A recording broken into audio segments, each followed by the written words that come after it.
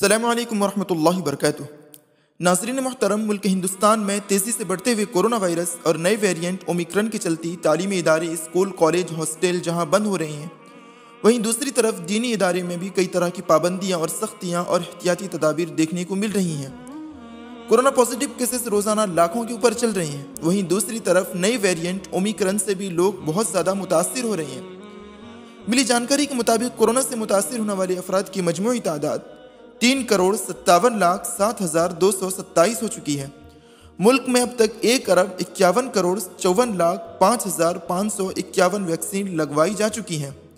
اس دوران ایشیا کا عظیم ادارہ دارالعلوم دیوبند سے یہ خبر موصول ہو رہی ہے کہ دارالعلوم دیوبند کے محتمم مفتی ابوالقاسم صاحب نے اعلان جاری کرتے ہوئے کہا ہے کہ آنے والے 14 جنوری بروز جمعہ یعنی 2022 کو یعنی 10 جمادی الاخر کو سرکاری کرمچاری، سرکاری مہمان دارالعلوم دیوبند کا معائنہ کرنے کے لیے آ رہے ہیں۔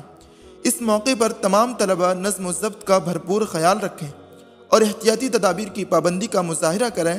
ہر وقت ماسک پہنتے رہیں، سوشل ڈسٹینسنگ کو برقرار رکھیں، سینیٹائزر کا بھی استعمال کریں اور بغیر ماسک کے کلاس روم یعنی درسگاہوں کو ہرگز نہ آئیں۔